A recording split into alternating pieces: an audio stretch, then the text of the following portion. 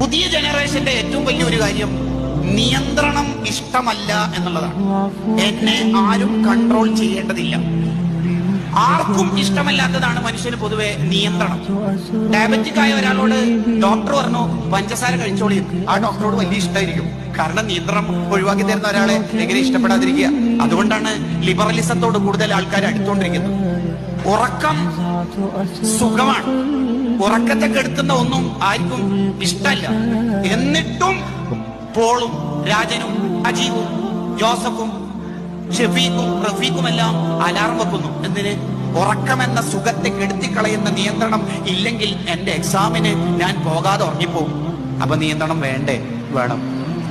അത് ലോകം അംഗീകരിച്ചൊരു തിയറിയല്ലേ അത്. അപ്പൊ നിയന്ത്രണം വേണ്ട എന്ന് പറയുന്നത് ലിബറലിസ്റ്റുകാരാണ്.